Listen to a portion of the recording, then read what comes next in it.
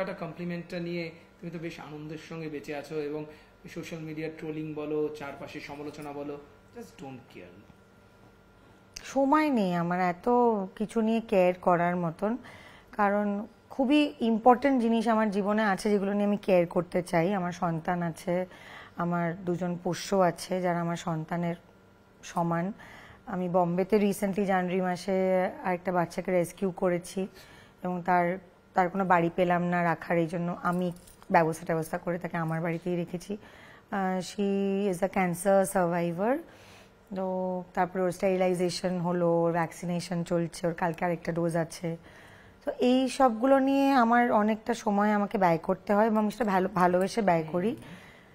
খুব র্যান্ডম লোকজন কি লিখছে সেটা মানে কেনই বা আমাকে এফেক্ট করবে।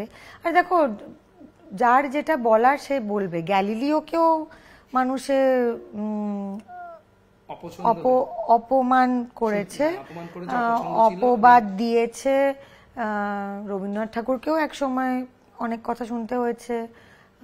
এখনো অনেক জায়গায় আজও লোকজন রবীন্দ্রনাথ ঠাকুরকেও নিয়েও ট্রোল করে। হ্যাঁ, রবীন্দ্রনাথ ঠাকুরেরও চরিত্র বিশ্লেষণ করছে মানুষ। মা দুর্গার ছবিতেও বুক নিয়ে মন্তব্য করে। So we are living in a hell.